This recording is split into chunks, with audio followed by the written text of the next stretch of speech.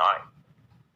So they actually all relate to the power outage which occurred in New York City and much of the United States on November 9th, 1965.